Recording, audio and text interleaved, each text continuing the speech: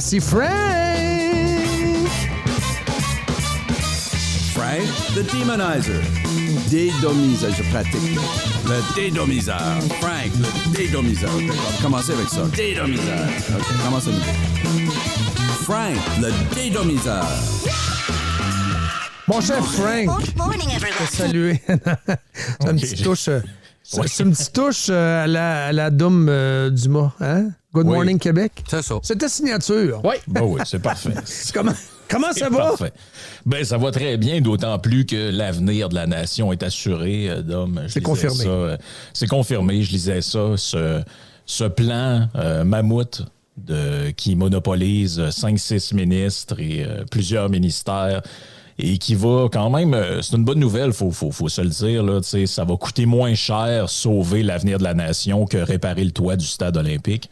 Donc, ça, c'est quand même très bon. Donc, on nous annonce un plan de 603 millions de dollars investis sur 5 ans qui, selon les mots même du ministre Van Roberge, va sauver l'avenir de la langue et va inverser là, très rapidement la tendance qui est au déclin du français. Donc, on va prendre la moitié de cette somme-là pour franciser des nouveaux arrivants. Et le reste là, sera saupoudré dans des trucs aussi obscurs que augmenter l'offre francophone et sa découvrabilité sur des plateformes, 187 millions de dollars. Attends. Oui. Donc on en parlait tantôt. Mais attends un peu. T'as dit les nouveaux arrivants, là. Faut que tu sois précis, là. Les cueilleurs de framboises de l'île d'Orléans, originaires du Guatemala. Oh oui, c'est vrai. On a eu un exploitant de ferme ici, il y a 2 semaines, qui dit, voyons donc, c'est des immigrants temporaires. Ils sont ici pour faire la palette Miguel Saxoncan. Il veut pas apprendre le français, Miguel. Qu'est-ce qu'il disait? Ouais. On va le répéter, on va le paraphraser. Notre monsieur qu'on a eu il y a 2 semaines, Dom. Moi, ma job, c'est de nourrir le monde. C'est pas de franciser l'Amérique du Sud. Voilà. Ben, là, on va mettre 300 millions là-dedans. Ouais, les immigrants temporaires. Ben, ça dit nouveaux arrivants. Donc, je présume qu'il doit en avoir pour les permanents là-dedans. Là. Puis c'est très drôle, hein, parce que l'article de Radio-Canada, j'ai pris celui de Radcan, là, parce que dans celui-là de Québécois, ça dérape un peu. Là. Mais dans celui de Radio-Canada, c'est plus sur ce qui est écrit dans le document qui a été déposé par les ministres. Là. Et dedans, tu sais, c'est drôle parce qu'ils sont comme pognés en temporaire, c'est 320 millions. Je vais être précis pour les auditeurs. 320 millions pour les temporaires, article 4 du document originel que j'ai devant moi. Voilà. Exact. Et là, tu sais, ils sont comme en train de dire, à chaque fois qu'il y a un ministre qui s'exprime dans la déclaration officielle, c'est pour dire que ce qu'ils font en ce moment, c'est déjà génial, mais là, ça va aller encore mieux. Là, tu te dis, OK, mais s'il y a un déclin du français, dans le fond, ce que vous faites, c'est pas génial. Ça peut pas être bon puis pas bon en même temps. Tu peux pas me dire que ce que tu fais, c'est génial, mais là, qu'en même temps, ça prend des mesures musclées pour inverser une tendance qui est négative. Ça veut dire que ce que tu fais, c'est bon à rien. Là. C'est ça marche pas. Là. Ben, c'est pas la seule contradiction qu'il y a là-dedans. On va y venir au reste. Là. Donc là, on nous dit dans ça aussi, il y a 65 millions pour nourrir l'attachement des Québécois à la langue française. OK. Ça veut dire quoi, ça? Ça mange quoi en hiver? Je sais pas, j'ai pas compris non plus. Et on a 18 millions pour suivre des indicateurs linguistiques. Fait qu'il va probablement avoir du monde payé pour aller sur StatScan puis regarder la langue maternelle baisse-tu dans les maisons. C'est quoi, on est à 74, on est à 73,9. Vite, il y a comme une aiguille dans le rouge qui apparaît d'un dashboard quelque part, dans un tableau de bord. Ça doit être ça. Mais moi aussi, j'accroche sur le 180 quelques millions pour la découvrabilité. Là. C'est quoi? Ils vont dealer. Ils vont dire, regarde, Netflix, là, mets les affaires québécoises en une, là, pour on va te donner tant de millions par année. Ben là, moi, c'est ça, je comprends, parce que normalement, tu es supposé pouvoir passer une entente avec ces business-là, dire, je sais pas, moi, t'appelles, tu communiques avec les représentants de Spotify puis de Netflix, puis tu dis, on aimerait ça que vous mettiez plus de l'avant du contenu. D'après moi, 3-4 téléphones, puis tu vas pouvoir avoir une discussion avec ce monde-là. Là, ils sont en train de nous dire à demi-mot que dans le fond, il va falloir qu'ils leur fassent un chèque de 188 millions pour qu'ils mettent de l'avant Camping Sauvage au lieu du Hobbit, c'est ça? Ou, tu peux pas jouer dans l'algorithme, qui est la fonctionnalité même de l'application qui se module en fonction de ta propre consommation. Le Journal de Québec, le site Internet, il est fait de même aussi. Les gens, quand Patrick va être éliminé, ça va être la nouvelle en haut parce que les Québécois vont être cliqués dessus en malade. Fait que ça va être la nouvelle en haut. Puis en dessous, ça va être Céline a de la peine pour Patrick. C'est ça, la deuxième nouvelle. Puis la troisième, ça va être Jean-Pierre. Il va être enterré à Sorel ou ailleurs. Tu comprends? Ben là, ça va être ça. L'algorithme est fait. Les médias et les plateformes de consommation culturelle sont établis en fonction d'un algorithme qui s'enrichit tout au long du fonctionnement et de son existence. Mais là, c'est comme si le gouvernement disait « Ouais, mais là, les nouvelles de sport, les nouvelles d'art et spectacle en premier, faut pas que ça soit ça. Faut que ça soit les nouvelles politiques. Ouais, faut que les choses sérieuses, là, importantes, là, ça va être ça en premier dans les sites, là. » Ben là, Van Roberge, lui, ce qu'il dit, il dit lorsqu'on ouvre Netflix en France, on consomme de la culture francophone. Ouais, non, c'est l'ex qui disait ça. C'est l'ex. Ben là, c'est Lacombe. L'ex. Non, je suis dans l'article, puis c'est écrit Jean-François Roberge, ministre de la langue française. Parce qu'on l'a l'audio aussi. Et là, il dit, on écoute des séries françaises et francophones. Au Québec, ce n'est pas le cas, parce qu'on n'a pas donné le coup de barre jusqu'à aujourd'hui. OK? Ben, en tout cas, peut-être qu'ils se sont trompés dans l'attribution de la citation, mais c'est quoi, là, les Français, ils savent pas c'est quoi Game of Thrones. Mettons, je m'en vais en France, là, puis je descends dans la rue, puis je dis aux gens, c'est quoi que vous écoutez?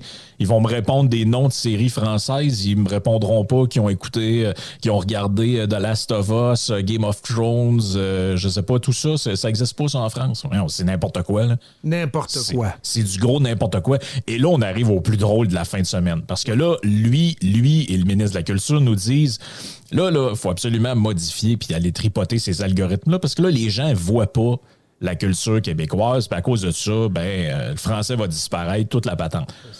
Autre article qui sort à peu près au même moment, palmarès, le Québec n'écoute que Jean-Pierre Ferland et les Cowboys fringants.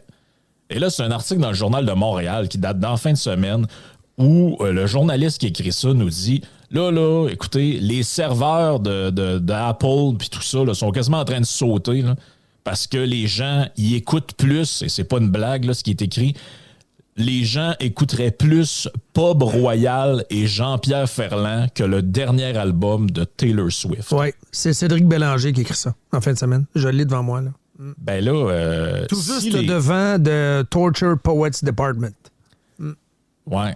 Ben là, si les gens du Québec, puis il y avait un autre article nous disant que des gens s'étaient couchés à 2-3 heures du matin parce qu'ils attendaient minuit que l'album sorte pour pouvoir l'écouter puis se coucher aux petites heures de la nuit parce qu'ils ont pleuré en écoutant tout l'album des Cowboys qui venait de sortir, OK? Mais pourquoi vous avez besoin d'aller tripoter les algorithmes si les Québécois y écoutent à 2 heures du matin des Cowboys puis Jean-Pierre Ferland puis qu'ils écoutent même ça plus que la plus grosse artiste au monde? Expliquez-moi ça un matin. Là. Comment ça qu'il faut que le gouvernement tripote les algorithmes pour que je me fasse pousser du contenu québécois contre mon algorithme de préférence si les gens, là, les stats qu'on a en ce moment, là, c'est que les 2-3 albums les plus écoutés au Québec, là, c'est le dernier des Cowboys et 2-3 succès, là, Jaune, Écoute pas, puis la compilation des meilleurs succès de Jean-Pierre Ferland. Soudainement, les Québécois ont trouvé la barre de recherche et ont pu trouver les Cowboys fringants et Jean-Pierre Ferland. Ben oui. Puis, regarde, c'est génial. C'est extraordinaire. Puis moi, je suis allé l'écouter le dernier album des Cowboys. Savez-vous comment il marche, l'algorithme de Spotify? T'as pas besoin d'écouter 52 fois quelque chose pour qu'il te propose autre chose. Une fois. Une fois. Donc, moi, je suis allé écouter le dernier album des Cowboys, je l'ai écouté un peu avec ma blonde, tout ça. Le lendemain, à un moment donné, j'ouvre mon Spotify, puis tu as toujours sur ton téléphone, l'interface mobile, comment elle est faite, tu as toujours les 2-3 dernières affaires que tu as faites, puis en dessous, ça te suggère quelque chose. Je sais plus c'était quoi, mais il me suggérait une affaire québécois. Donc, ce que ça veut dire, là, faites le test vous-même, ça veut dire que ceux qui se plaignent de ne pas en voir là, sont des hypocrites. Parce que s'ils en consommaient du contenu québécois, là, ils s'en feraient proposer sans arrêt. Donc, s'ils s'en font pas proposer, c'est qu'ils n'en consomment pas. Oups. Et la résultante, c'est que le gouvernement veut l'imposer de force. Le gouvernement a annoncé en fin de semaine qu'ils veulent ordonner à Netflix et au Spotify de ce monde et à Disney, j'y reviens, de défaire leur modèle de fonctionnement C'est ça? Oui, c'est ça. Il dit, Robert, j'ai dit, on veut forcer les plateformes numériques à présenter plus de contenu en français. Forcer. Et là, je pense la leçon à retenir, personnellement, là, mettons que tu es un caquiste, puis tu restes encore un peu de jugement, là, la leçon à retenir de ces affaires-là, là, regardez les réactions que ça a provoquées. Personne n'est content. Personne n'est content. La clique est supposée d'être contente. Ben, ils sont supposés d'être contents. J'ai regardé la réaction de Mathieu Bock-Côté et autres. Là. J'aime bien Mathieu, là. Mais tu sais, c'est un plan il a pas dit ça de même, il a dit ça à la Mathieu, là, mais en gros, c'est un plan de marde. S'il y avait un vrai plan, il imposerait la loi 101 dans les cégep, déclencherait le référendum, puis tu sais, toute la patente. les péquistes ont fait tous un peu ce même genre. Oui. Ils ont fait un peu toute la même affaire. Même les solidaires trouvent pas. Même le PLQ trouve que c'est pas assez. C'était écrit dans le journal. Oui. Le PLQ, sa déclaration officielle, c'est « On a passé 15 mois là-dessus et on a accouché d'une souris. Finalement, ça servira à rien, puis... c'est comme un peu n'importe quoi. Regarde. 6 ministres, 15 mois, puis on accouche d'une souris. » Critique Madoua Nika Cadet, porte-parole du PLQ en matière de langue française. Fait que même le PLQ trouve que c'est pas assez. Fait que moi ma conclusion par rapport à ça, c'est que la langue française là, et l'identité québécoise, c'est comme l'environnement. Jamais vous pourrez satisfaire les gens qui sont avides de ce type de mesures-là.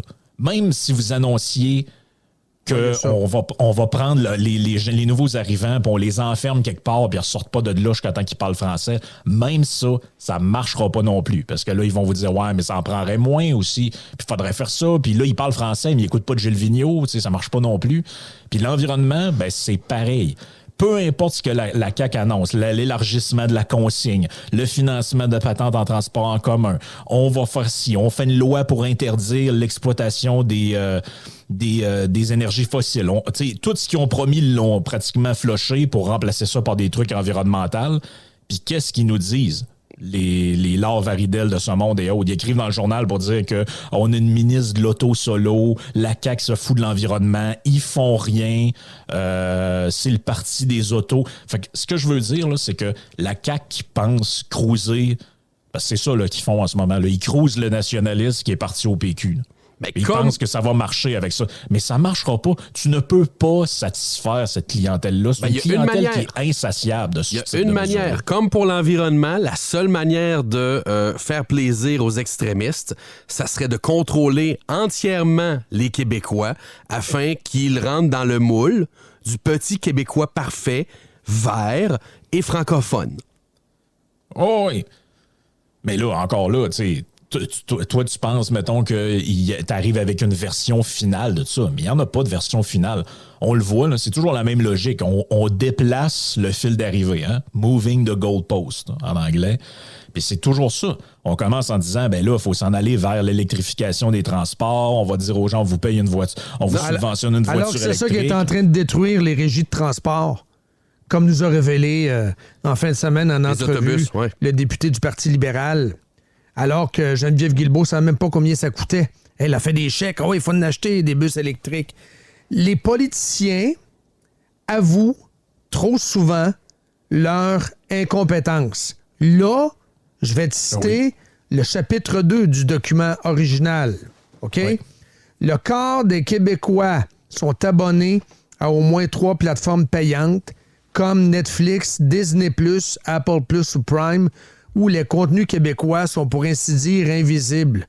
Donc, eux autres, ils veulent demander à Disney de mettre du québécois. Ouais, mais Disney, c'est un écosystème autosuffisant qui fait sa propre production et sa propre diffusion, ou l'acquisition de modèles comme Marvel, il y a quelques années de ça. Mais ça démontre leur propre ignorance. Et l'autre chose fondamentale, à la base, si vous écoutez Netflix, beaucoup l'écoutent en français, regardent des films en français, il faut quand même l'admettre. Est-ce qu'ils perdent leur langue? C'est ça, le cœur de la matière, là? Perdre sa langue, s'assimiler, regarder tel film au cinéma. C'est la même chose. Vous le regardez en français, mais vous consommez des films en anglais, des films anglo ou des films américains. Semaine après semaine, là, le box-office est américain. Là. Est-ce que les Québécois sont annihilés, sont assimilés à cause de ça? Non. Ils voient les films très majoritairement en français. Il est où le problème? Le choix des plateformes est là. Les plateformes te procurent l'option franco. Tu choisis le franco, tu regardes ta série en franco. Il est où le problème?